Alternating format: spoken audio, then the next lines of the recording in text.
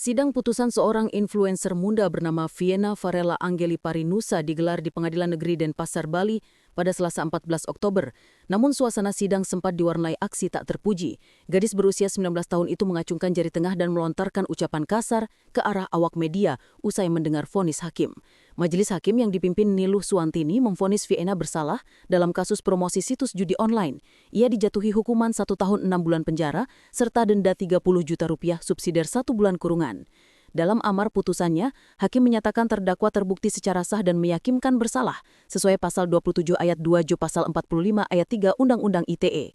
Vonis tersebut lebih ringan dari tuntutan jaksa yang sebelumnya meminta hukuman 2 tahun 6 bulan penjara. Majelis hakim menilai perbuatan terdakwa bertentangan dengan program pemerintah dalam pemberantasan tindak pidana perjudian. Sementara hal yang meringankan, terdakwa mengakui kesalahannya, berjanji tidak mengulangi perbuatannya, dan belum pernah dihukum.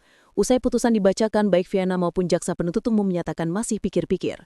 Sebelumnya, Vienna didakwa mempromosikan situs judi online melalui akun Instagram pribadinya yang memiliki lebih dari 57.000 pengikut.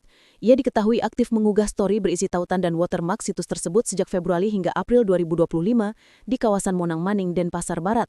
Menurut penasihat hukumnya, Muhammad Lukman Hakim, kliennya hanya menjadi perantara setelah ditawari seseorang bernama Cindy melalui WhatsApp. Untuk setiap unggahan, Vienna menerima bayaran antara 100 hingga 300 ribu rupiah per postingan.